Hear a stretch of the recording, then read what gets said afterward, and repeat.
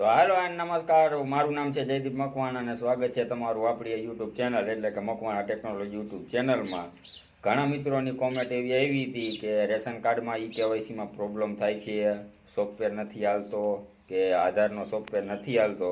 તો આજે આપણે ફરીથી લાઈવ કરીને તમને બતાવીશ કે શું શું પ્રોબ્લેમ આવે છે અને કેના કારણેથી પ્રોબ્લેમ થાય છે. જો તમારે પણ પ્રોબ્લેમ થતી હોય આધાર ફેસ વેલ્યુમાં કે માય રેશન કાર્ડમાં, તો એના કારણ હોય છે બે. આધાર ફેસ વેલ્યુ એમાં જે જાજા લોકો યુઝ કરવાને કારણે તેમાં એ પ્રોબ્લેમ થાય છે, અને માય રેશન કાર્ડમાં તો કાંઈ પ્રોબ્લેમ હોતી નથી પણ ફેસ આધારમાં પ્રોબ્લેમ હોય છે, તો એના કારણે તમારામાં પ્રોબ્લેમ આવતી હોય છે.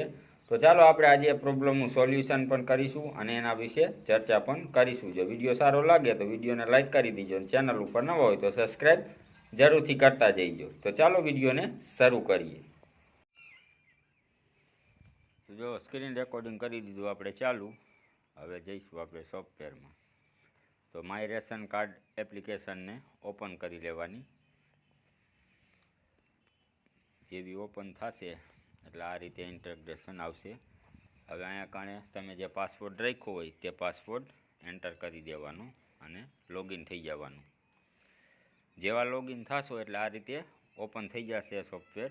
તો હવે અહીંયા કારણે આધાર કેવાયસીમાં ક્લિક કરી દેવાનું. હવે જો અહીંયા ડાઉનલોડ આધાર ફેસ એપ રહ્યો એની ઉપર ક્લિક કરી દેજો.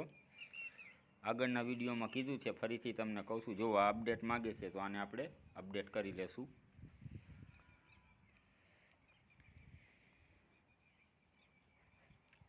જો અપડેટ થઈ ગયું છે.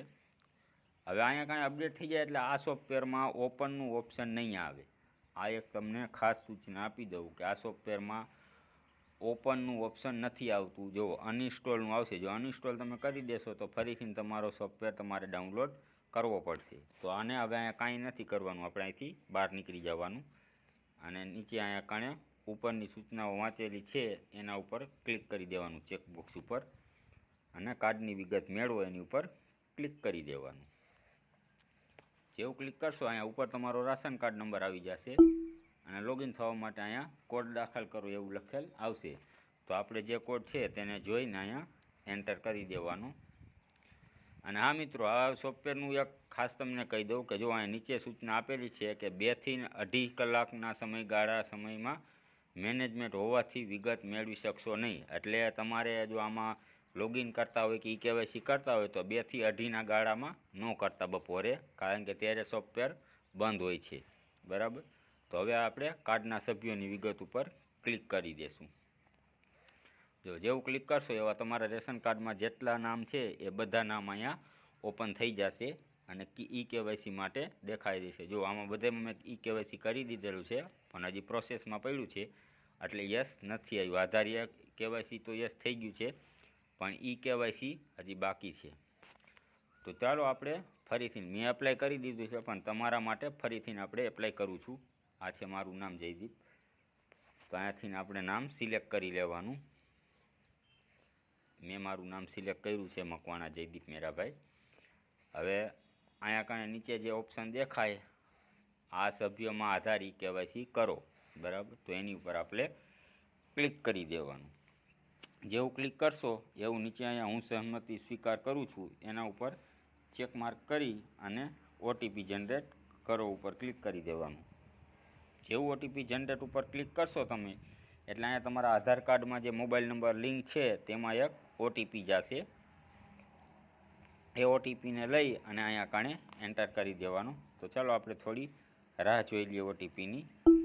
જો આ ઓટીપી આવી ગયો છે તો આપણે ઓટીપીને અહીંયા એન્ટર કરી દઈશું અને ઓટીપી ચકાસણી ઉપર ક્લિક કરી દઈશું. જેવું ચકાસણી ઉપર ક્લિક કરશો એટલે જો આ આધાર ઓથોરિટી ઓટોમેટિકલી આ રીતે ખુલી જશે અને આવી રીતે આવી જશે. તો આંખુંને આમ 2-3 વાર આવી રીતે આમ પટપટ કરશો એટલે જો સક્સેસફુલી આવી ગયું છે આપણું આધાર કેવાયસી કમ્પ્લીટ થઈ ગયું છે. જો આ મારી આધાર ડિટેલ આખી ઓપન થઈ ગઈ છે, ડેટ ઓફ બર્થ, જનરલ, નામ, એડ્રેસ બધુંય.